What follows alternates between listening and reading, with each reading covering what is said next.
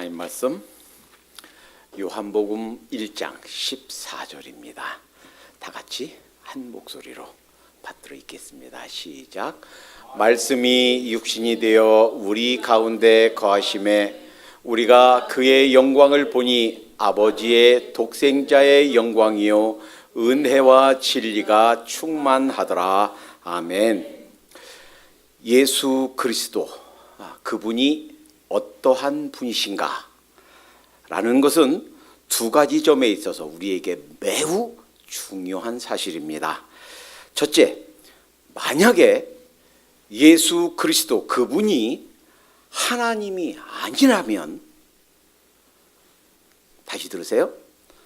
만약에 예수 그리스도, 2000년 전에 사셨던 예수 그리스도, 우리와 똑같은 육체를 입고 사셨던 예수 그리스도, 만약에 그분이 하나님이 아니라면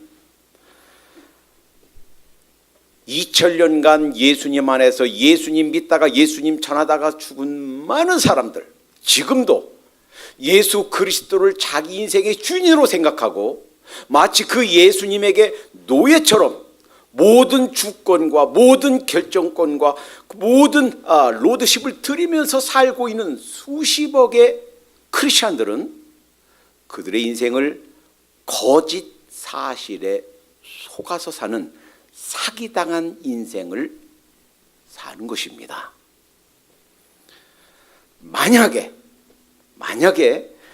예수 그리스도가 인간이 아니었다면, 2000년 전에 살았다고 믿고 있는 예수 그리스도가 우리 인간의 육체를 입고 사신 인간이 아니었다면 그 예수 그리스도는 여러분과 저를 구원할 수 있는 구원자가 되지 못할 것입니다. 따라서 예수 그리스도 그분이 어떤 분이셨는가, 어떠한 존재, 어떠한 분이셨는가라는 것은 우리의 영혼을 위해서, 우리 기독교의 존재를 위해서 매우 중요한 그러한 이슈가 된다라는 것입니다. 만약에 오늘 본문이 클리어하지 않다면, 예수 그리스도, 아니 인간이었던 사람이 어떻게 하나님일 수가 있나? 그냥 기독교에서 그냥 위대한 분으로 종교 지도자로 믿고 있기 때문에 그냥 그런 분일 것 같아. 인류 4대 성인 중에 한 명으로 그냥 여겨드리는 걸로 족한 것 같아. 이렇게 막연히 알고 계셨다면 오늘 이 부분 하나님께서 우리의 이해를 클리어하게 해주시기를 기대합니다.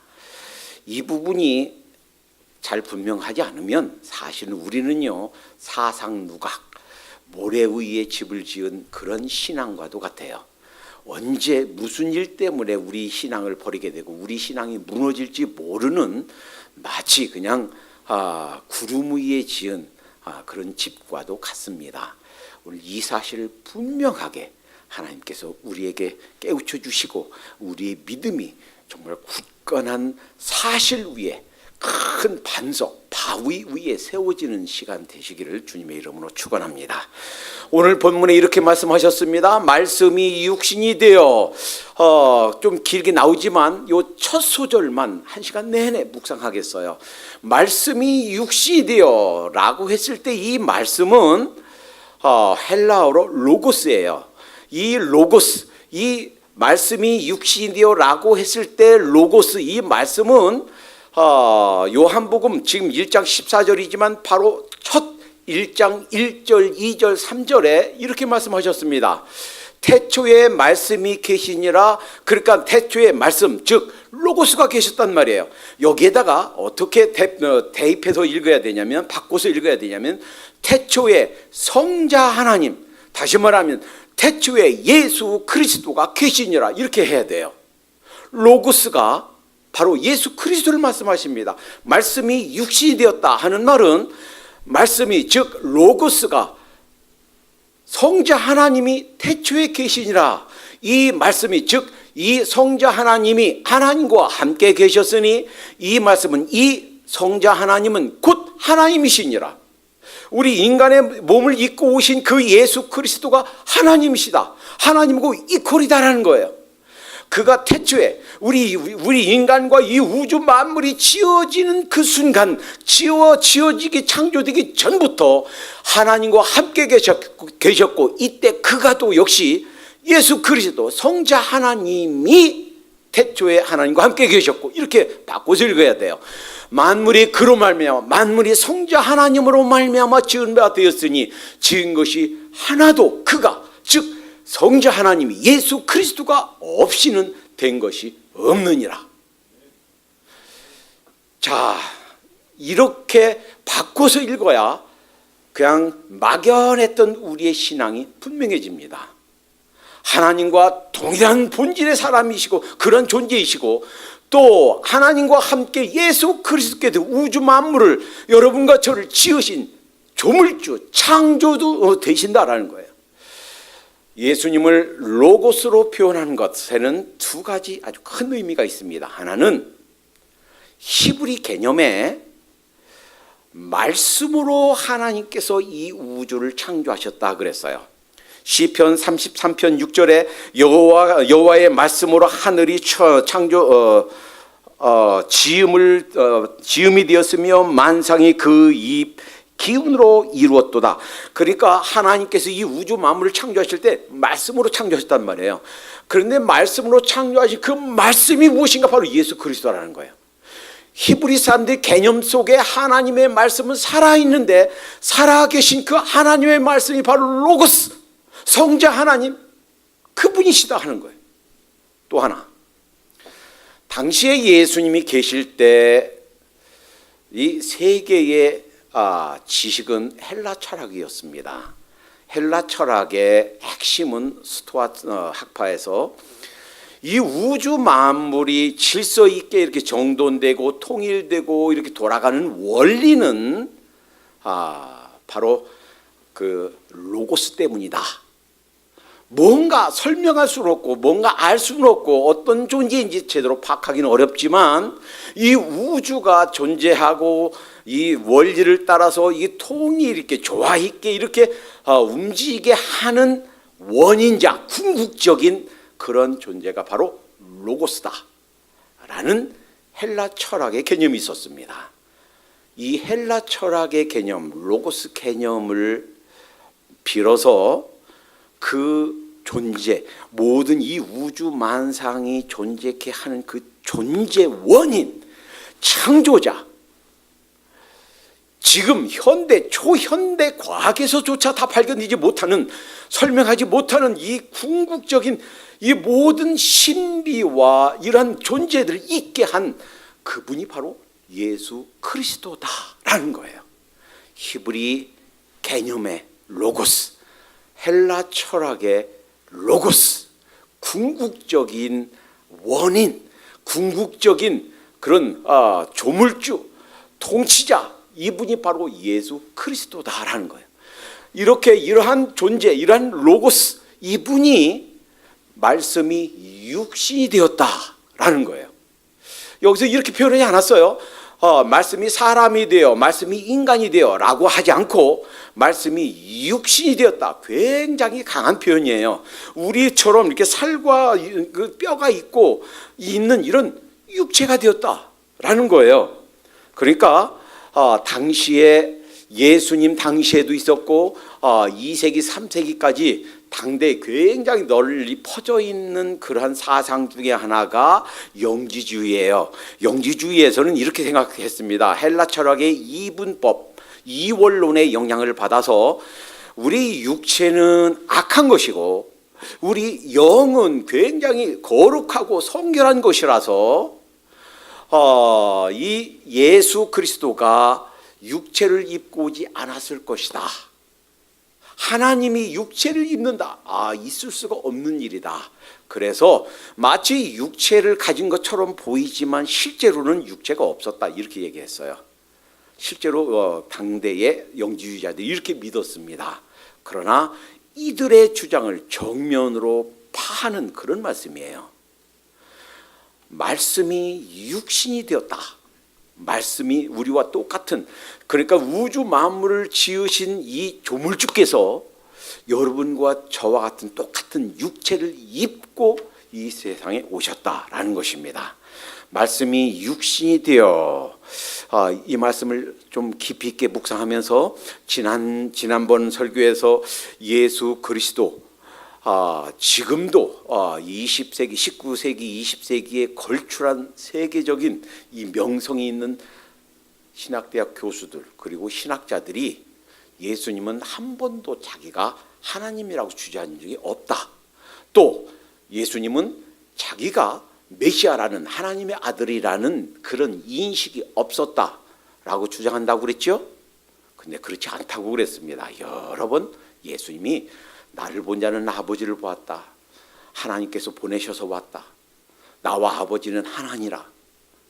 실제로 주장하셨고 그렇게 가르치게 하셨고 그렇게 믿게 하셨고, 또 동시에 예수님이 하나님만이 하실 수 있는, 인간으로서 할 수 없는, 하나님이 아니면 도대체 할 수 없는 그런 많은 일들을 하셨다고 그랬어요. 무리를 걸으셨고, 나면서부터 소경된 자를 고치셨고, 문둥병자를 고치셨고, 무리를 걸으셨고, 죽어서 이미 4일이 지나서 썩어서 부패가 시작된 그런 시체를 살리셨고, 누구밖에 못해요? 하나님밖에 못해요. 하나님이 아니면, 우리 인간을 만드신 조물주가 아니면 불가능한 일이에요. 그런 일을 직접 해 보이셨어요.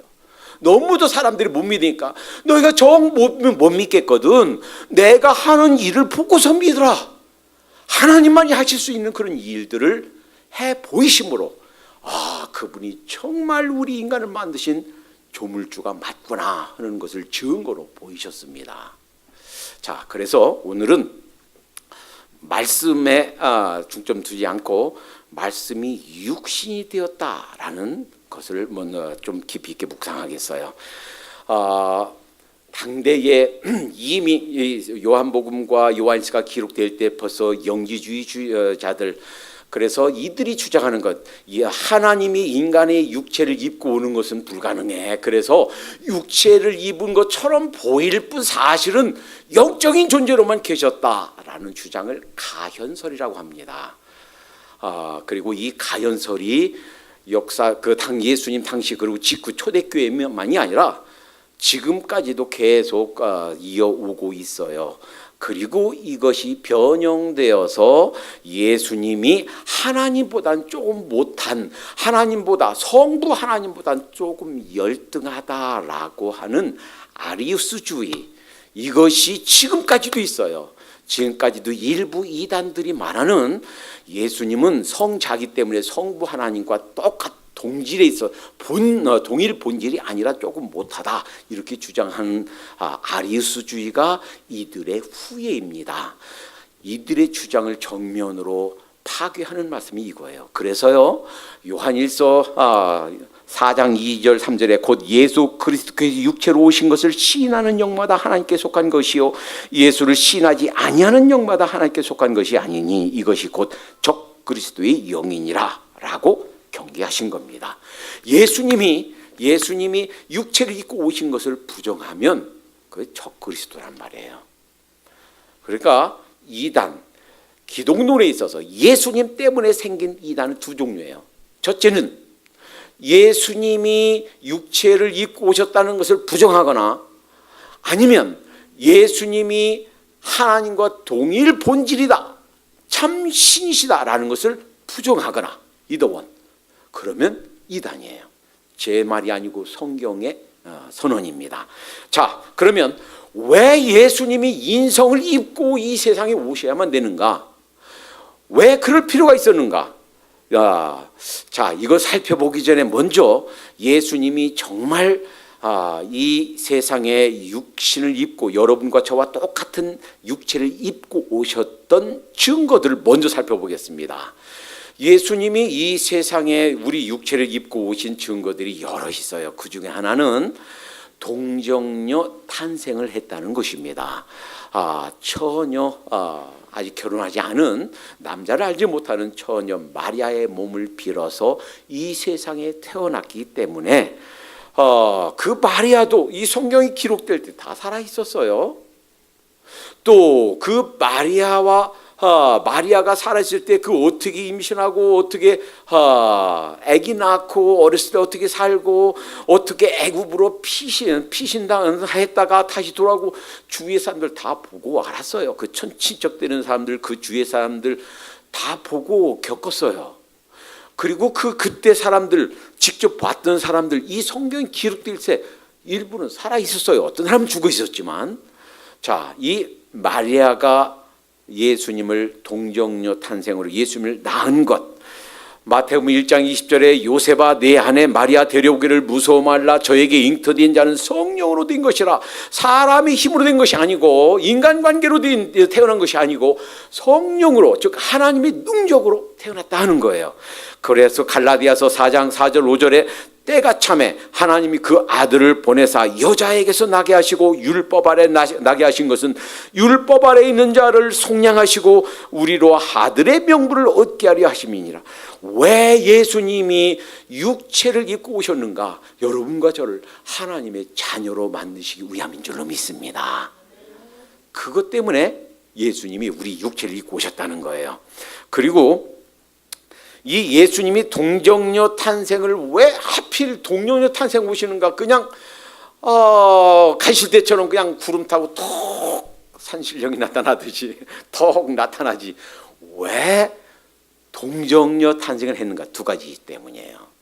첫째, 완전한 인성, 완전한 인간과 완전한 신성, 완전한 하나님의 속성이 결합되는 방법은 이 방법밖에 없어요.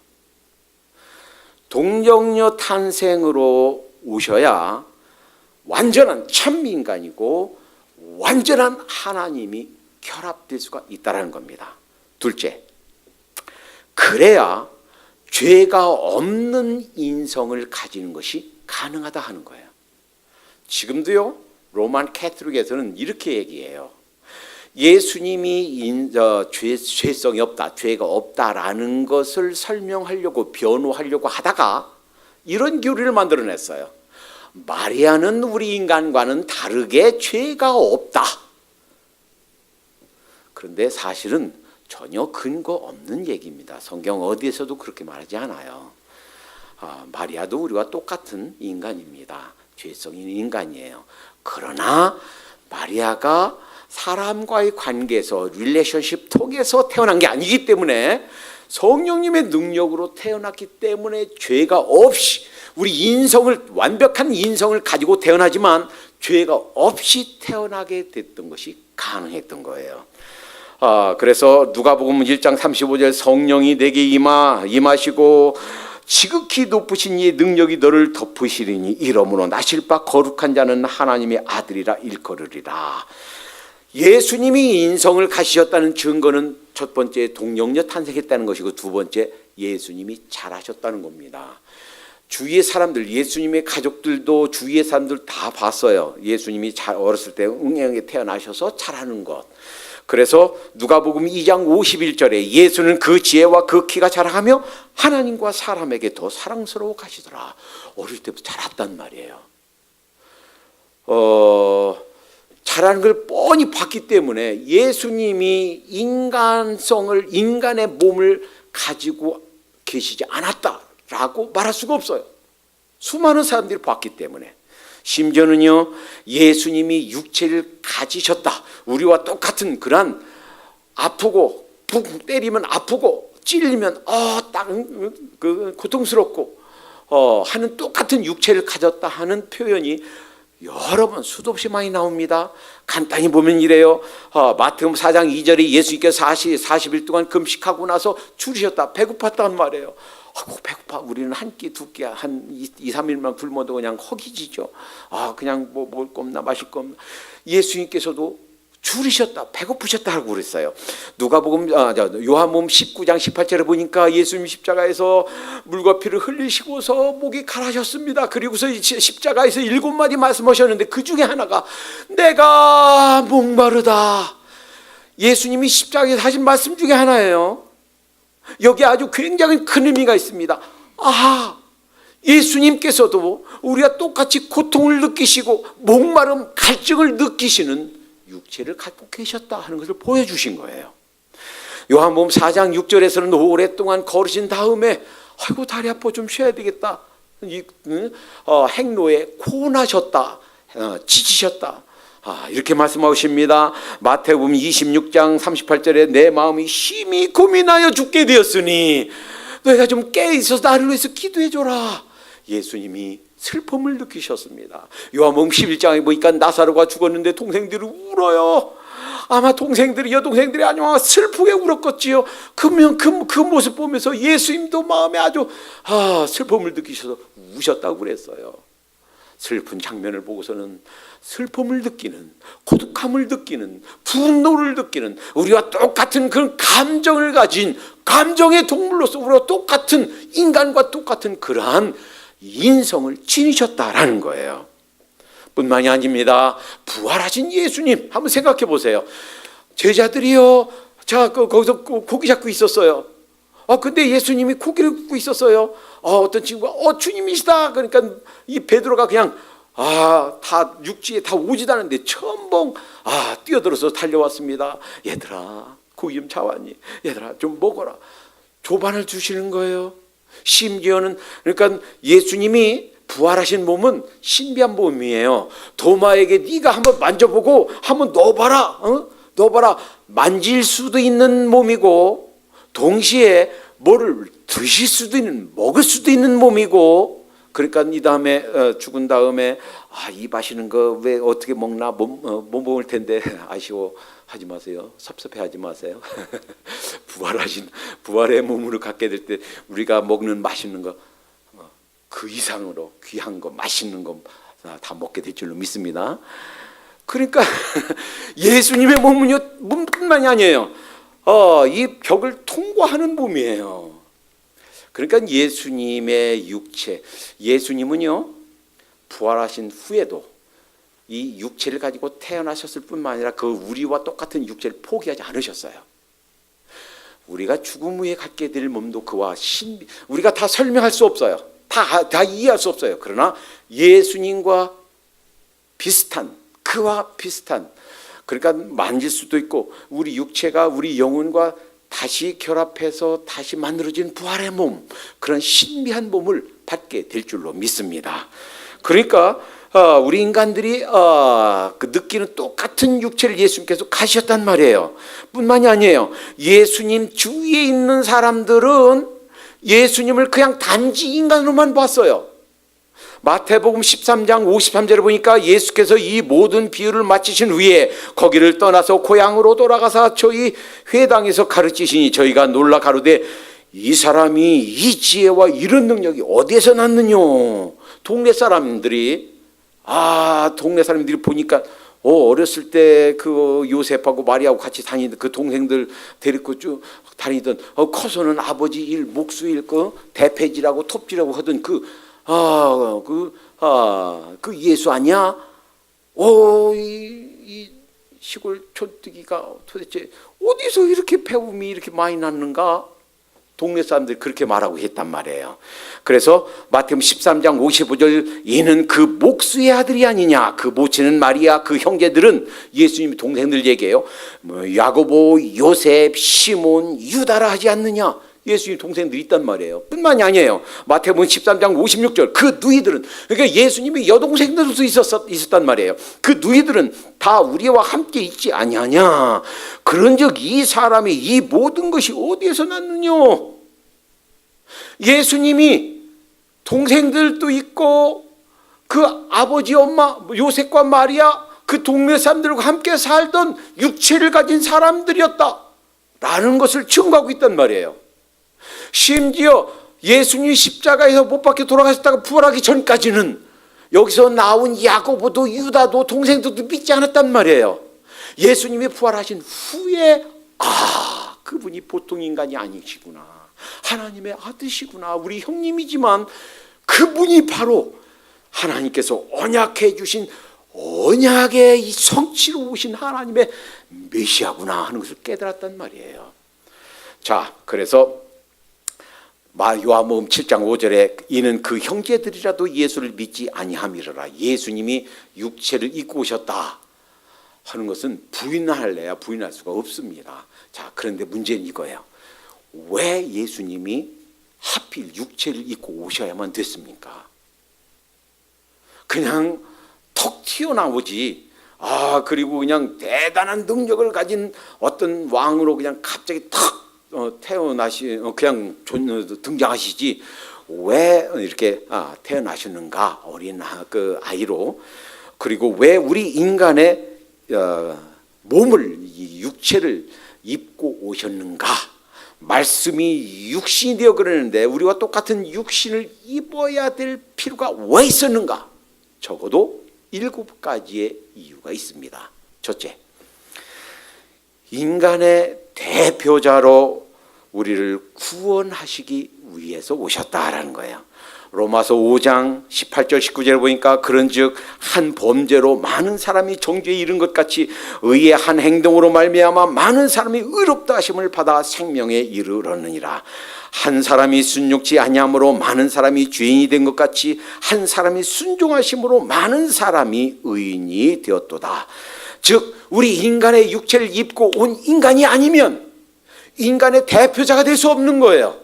그냥 한 신, 육체가 없는 그냥 신이라면 우리 인간을 대표할 수가 없는 거예요.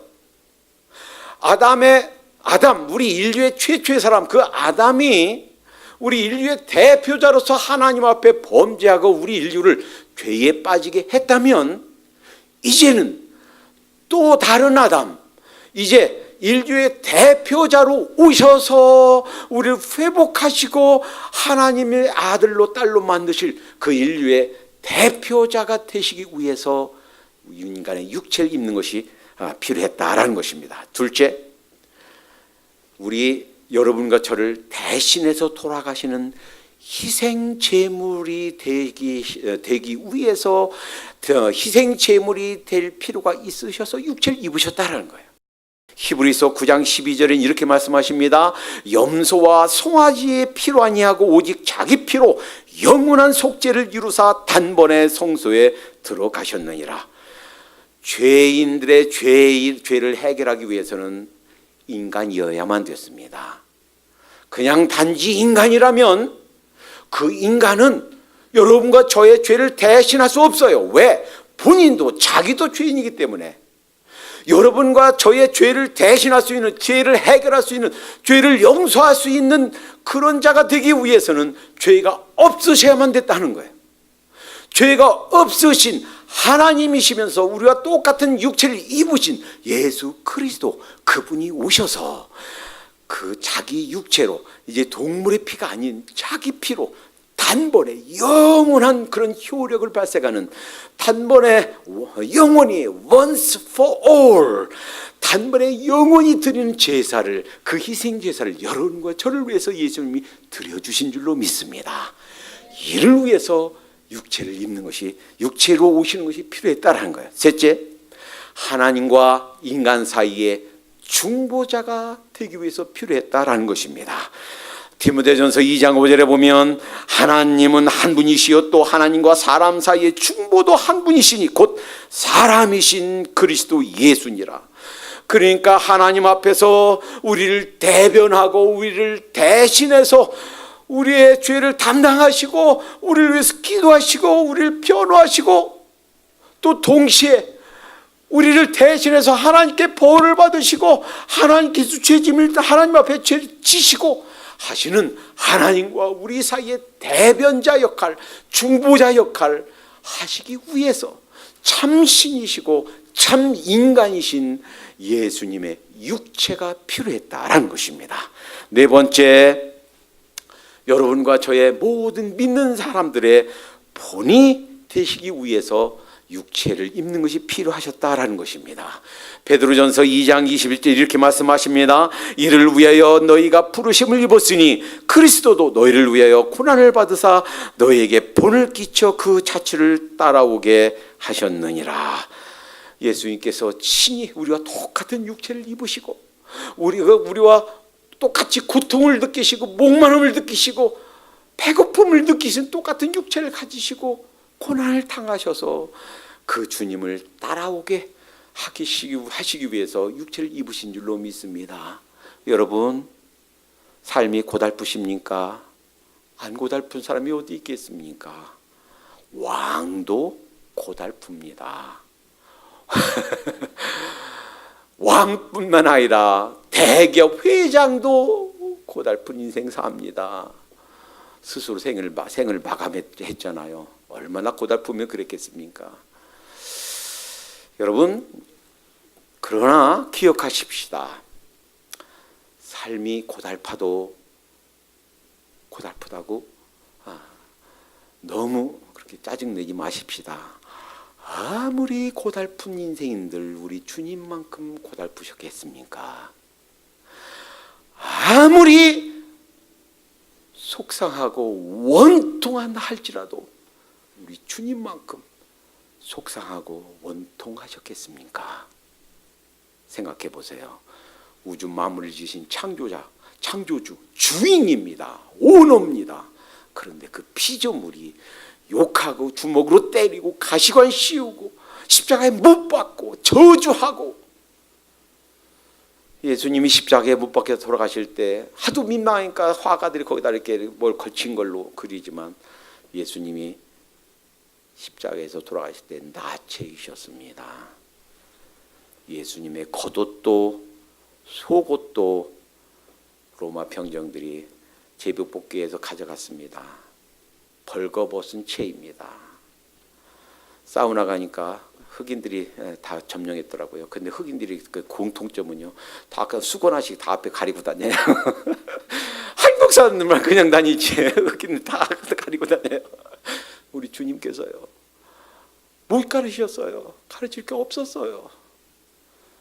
이 세상에 창피한 일이 있고, 이 세상에 원통한 일이 있고, 고통스러운 일이 있어도요, 우리 주님만큼 그렇게 창피하셨겠습니까? 우리 주님만큼 그렇게 원통하신 일이 있었겠습니까? 너무 고통스럽다고, 삶이 힘들다고 그렇게 투정 부리는 것을 조금 삼가십시다. 우리 주님 생각하십시다. 주님께서요, 그 고통을 직접 당하셨어요. 우리와 똑같은 육체를 가지시고. 왜? 우리도 그처럼 인내하라고. 왜? 그처럼 우리도 관용하라고, 마음을 넓히라고.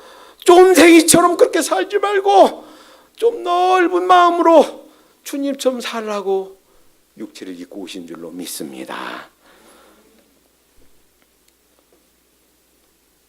다섯 번째, 구원받은 사람들의 육체가 어떻게 되는가를 보여주시기 위해서 육체를 입으신 줄로 믿습니다. 고린도전서 15장 20절에 보니까 그러나 너희 이제 그리스도께서 죽은 자 가운데서 다시 살아 잠자는 자들의 첫 열매가 되셨도다.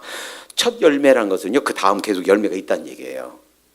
주님께서 부활하셔서 첫 열매가 되었다는 것은 이제 우리도 주님께서 부활하신 것처럼 부활하게 될 것이다. 우리의 부활의 보증이 된다는 말이에요. 고린도전서 15장 49절에 너희가 흙에 속한 자의 형상을 입은 것 같이 또한 하늘에 속한 자의 형상을 입으리라. 우리가 장차 주님과 같은 육체, 주님과 같은 새 몸을 입게 될 줄로 믿습니다. 요한일서 3장 2절에 사랑하는 자들아, 우리가 지금 하나님의 자녀라. 장래에 어떻게 될 것은 아직 나타나지 아니하였으나 그가 나타나심이 되면 우리가 그와 같을 줄을 아는 것은 이런 말이 아니에요. 부활하신 주님과 똑같이 된다. 그럼 우리가 하나님 되게요? 그게 아니고 이런 뜻이에요. 예수님께서 부활하신 몸, 그 몸은요, 우리 완전한 인간, 완전한 신, 참 인간, 참 신으로 오셔서 사시다가 다시 부활의 몸을 입으셨는데, 그 몸은 우리 부활하기 전 예수님의 육체는요, 시공간을 초월하는 그런 육체가 아니에요. 시공간의 제한을 받는 육체입니다. 여기 갈릴리에 계셨으면 동시에 또 저쪽 그 애굽에 동시에 계실 수가 없는 몸이에요. 그런데 부활하신 후에는 그것을 초월한 몸이에요. 우리도 예수님이 부활한 몸처럼 시공을 초월하는, 우리가 다 이해할 수 없는, 설명할 수 없는 그런 신비의 몸, 부활의 몸을 입게 된단 말이에요. 그래서요, 혹시라도 죽음을 눈앞에 둔 분들이 계시다면 죽음을 두려워하지 마시기 바랍니다. 언젠가는 여러분과 저는 한 번 떠날 겁니다. 언제가 될지 몰라요. 그 시가 언제일지, 그 장소가 언제일지, 어떤 모습으로 떠나길지 몰라요. 그러나 한 번은 반드시 이 세상을 떠나게 돼 있습니다. 그러나 우리 그리스도인들에게는요, 이 죽음이요 영원한 형벌이 아니에요. 이 죽음이 그냥 그렇게 저주가 아니에요. 잠시 우리 육체와 영혼이 분리되어 있을 뿐입니다. 우리의 영혼이요, 주님이 계신 곳으로 가 있다가 주님께서 마지막 날 다시 오실 때에 우리 육체를 다시 회복하게 될 것입니다. 물론 우리와 지금과 똑같은 육체는 아니에요. 약해진 부분들, 불구가 있었던 분들, 또 이런 약한 부분이 있었던 분들, 완벽한 그런 육체를 입게 될 거예요. 나는 키가 너무 작아서 열등감이 있어서, 나는 너무 키가 커서 열등감이 있어서, 그런 분들은 완벽한 육체를 입게 될 거예요.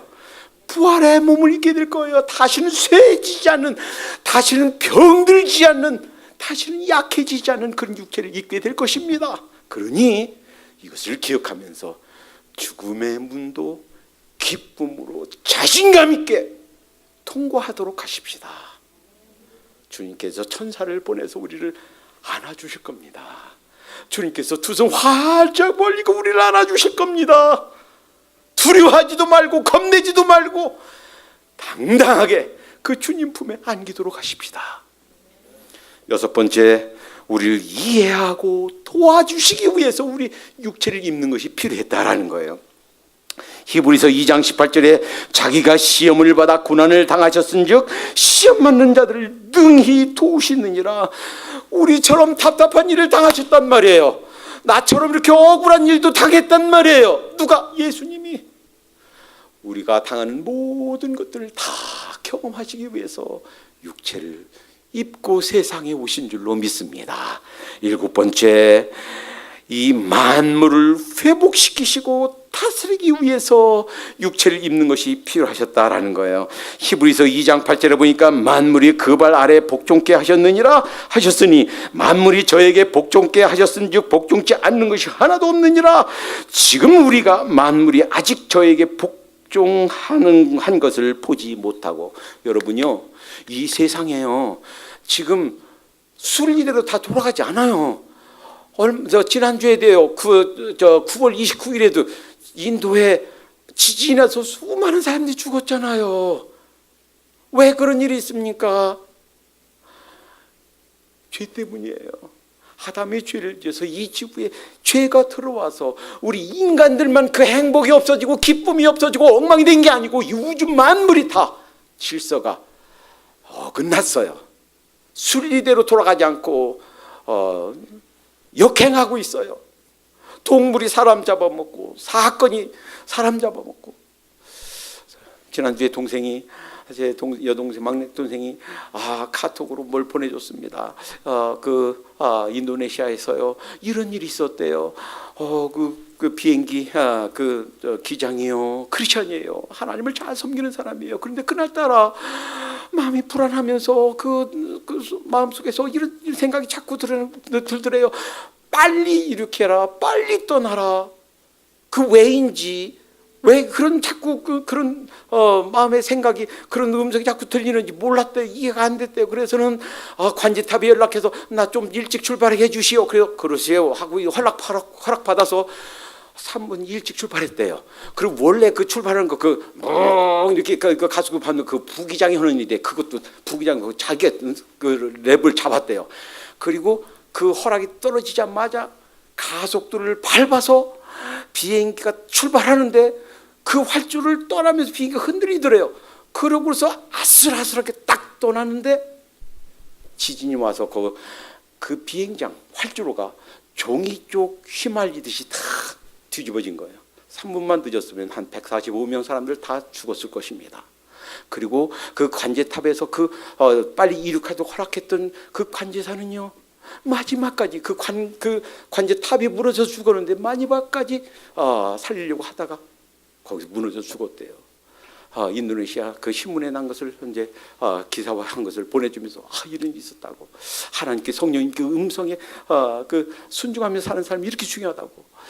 왜 이런 사건과 사고가 있는가? 왜 홍수가 나고 지진이 나고 왜 이런 자연재해가 있는가? 죄 때문이에요. 그런데 그것이 회복될 겁니다. 인간의 몸을 입고 왔던 첫 번째 아담의 죄 때문에 엉망이 된 이 세상, 이 우주 만물을 예수님이 육체를 입고 오셔서 우리 죄의 문제를 해결하시고 우리 인간을 완벽히 회복하시는 그날 다시 오셔서 예수님이 재림하셔서 완벽한 새 하늘과 새 땅, 새 예루살렘을 주는 그때에 이 자연도 다 우주 만물 다 회복되게 될 줄로 믿습니다. 그 일을 위해서 오신 거예요. 그 일을 위해서 왕으로 오신 겁니다. 그래서 계시록 22장 5절에 다시 밤이 없겠고 등불과 햇빛이 쓸데없으니 이는 주 하나님이 저에게 비추심이라 저희가 세세토록 왕노릇하리로다. 영원히 우리 주님과 함께 다스리면서 왕노릇하며 살게 될 줄로 믿습니다. 이를 위해서 예수님이 우리 육체를 입고 오신 줄로 믿습니다. 여러분 그걸 기억하십시다. 우리는요 지금 이 세상은 시스템이 돈이 지배를 해요. 아이고 목사님 저는 그래도 크리스찬입니다. 저는 돈의 지배를 받지 않고 삽니다. 죄송합니다. 희망사항일 뿐입니다. 우린 돈의 지배를 받고 삽니다. 아니 왜 공무원으로서 그냥 일주일에 그 5일간 8시간씩 하도 열심히 일합니까? 내가 하기 싫은 것도 다 열심히 월급 때문이에요. 왜 4시간 떨어진 데 가서 주 6일을 11시간씩 써서 일합니까? 샐러리 때문이에요. 왜 이 비즈니스를 하면서 거기 일주일 내내 1년 내내 어디 놀러도 못 가고 그냥 가게 문 열고 있습니까? 그거 안 내면 그 집페이먼트 못 내고 자동차 못 굴리고 또 그거 안 내면 생활이 안 되기 때문이에요. 그러니까요 지금 이 세상 시스템은 사실은 머니가 지배를 해요. 그러나 이 세상 시스템에서 우리가 이 세상에 살기 때문에 그 돈의 지배를 안 받을 수는 없지만 그럼에도 불구하고 돈에게가 아닌 주님에게 로드십 왕권을 드리면서 주님의 통치와 지배를 받으면서 사는 길이 있습니다. 지난주에 말씀드렸죠. 우리 침례교는요 정체는 정치 체제예요. 이것이 회중 정치라고 그랬죠. 장로교는 대표 정치예요. 장로들이 당회를 열어서 결정합니다. 거기서 못하면 당회에서 그 높은 총회에서 결정해줘요. 천주교, 감리교, 구세군교는 감독 정치예요. 감독이 결정해 줍니다. 더 높은 감독, 대감독이 결정해 줍니다. 우리 침례교는요 민주정치가 아니라 그랬죠. 민주정치는 그 구성원들이 주인이 되어서 다수결로 하면 결정되면 그게 파이널 디시전이라고 했죠. 그러나 그게 아니라고 그랬죠. 왜 회중정치입니까? 이거예요. 교회의 머리는 그리스도다라고 그랬어요. 그렇죠? 에베소 1장 23절에 자 어떻게 주님이 교회의 머리가 되게 되는 그런 삶을 살 수 있는가? 어떻게 그런 행정을 할 수 있는가? 이거예요. 그러니까 내가 원하는 게 아니고 주님께서 이 상황에서 뭐라고 하실까? 주님께서 기뻐하신 바가 무엇일까? 주님께서 원하신 바가 무엇일까? 찾아가는 과정이에요. 가족회의를 하면서도요 엄마가 원하는 거 아빠가 원하는 거 우리 딸이 중요하니까 딸 얘기가 의견이 중요해. 아들이 중요하니까 아들 얘기를 따라가자. 이게 아니고 아버지도 엄마도 아빠도 딸도 모두 다가 주님께서 기뻐하신 바가 무엇인가? 아버지의 철학은 이거고 아들로서 딸로서 원하는 바는 이거지만 우리 가정의 이 문제를 위해서 이런 결정을 위해서 하나님께서 기뻐하신 무엇인가? 락을 찾아간다면 주님의 동참을 받는 겁니다. 우리 삶에서 아무리 바빠도 일주일에 한 번은 하나님께 예배드리고 내 소득의 10의 1은 하나님께 다시 돌려드리고 이것이 또 하루 삶 중에서 바쁘고 급하지만 시간을 따로 떼어서 주님께서 나에게 말씀해 주실 그런 경건의 시간을 큐티를 갖고 기도하고 말씀 보고 그리고서 하루를 시작하고 하루를 마무리한다면 주님의 통치하심을 받는 삶이 되는 줄로 믿습니다. 주님께서 우리 육체를 입고 오신 것이 바로 우리를 구원하시고 우리에게 본이 되어주시고 우리를 도와주시고 우리에게 영원한 그런 행복을 주시기 위함인 줄로 믿습니다. 예수님은 참 인간, 참 신이십니다. 여기에서 벗어나면 이단입니다. 기도하겠습니다. 하나님 감사합니다. 저희를 구원하시고 저희들을 하나님의 새 백성 만드시고 저희에게 하나님의 특별한 손길로 축복과 이런 아름다운 생을 주시기 위해서 우리 인간의 육체를 입고 오신 것을 감사합니다. 주님의 이 고난을 기억하면서 저희들의 고난을 이길 수 있도록 인도해 주시옵소서. 주님의 원통했던 것을 기억하면서 저희들의 속상하고 원통한 것도 참고 관용으로 덮을 수 있도록 인도해 주시옵소서. 주님, 장차 주님께서 부활하신 그 새 몸을 저희들도 그와 같은 부활의 몸을 입게 될 것을 믿습니다. 주님, 언젠가 이 죽음의 관문을 통과하게 될 때에도 낙심하거나 두려워하지 말고 기쁨으로 주님께 맞이하고 기쁨으로 이 세상을 떠나는 저희가 되게 해 주시옵소서. 무슨 일이 있어도 이 세상에서 낙심하지 말고 주저앉지 말고 주님의 고통과 주님의 건지심과 주님의 붙드심과 주님께서 끝까지 마지막에 승리케 하실 것을 기억하면서 기쁨과 또 자신감 속에 이 세상을 살아갈 수 있도록 인도해 주시옵소서. 예수님의 이름으로 감사하며 기도합니다. 아멘.